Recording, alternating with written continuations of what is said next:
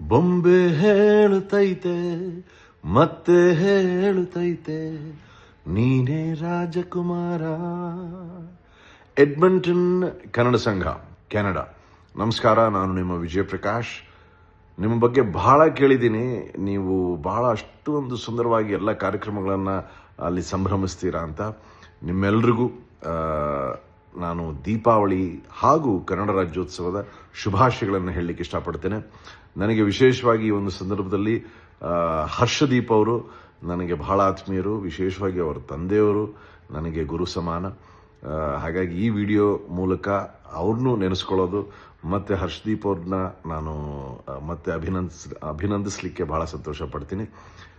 So Kannada ರಾಜ್ಯೋತ್ಸವದ ಶುಭಾಶಯಗಳು.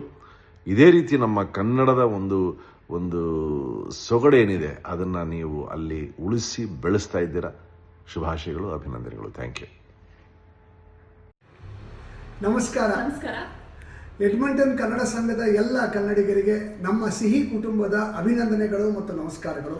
ಎಡ್ಮಂಟನ್ನಲ್ಲಿದ್ದರೂ ಕೂಡ ನಮ್ಮ ಕನ್ನಡ ಸಂಸ್ಕೃತಿ, ಕನ್ನಡದ ಹಬ್ಬಗಳನ್ನ ಬಹಳ ವಿಜೃಂಭಣೆಯಿಂದ ಆಚರಿಸಿ ನಗುತ್ತಾ ಇರೋ ಎಲ್ಲ ಎಡ್ಮಂಟನ್ ಕನ್ನಡ ಕುಟುಂಬಕ್ಕೂ ಅಭಿನಂದನೆಗಳು.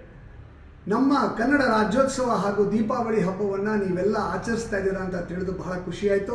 ನಮ್ಮ ಸಿಹಿ ಕುಟುಂಬದ ಪರವಾಗಿ ನಿಮ್ಮೆಲ್ರಿಗೂ ದೀಪಾವಳಿ ಹಾಗೂ ಕನ್ನಡ ರಾಜ್ಯೋತ್ಸವದ ಶುಭಾಶಯಗಳು.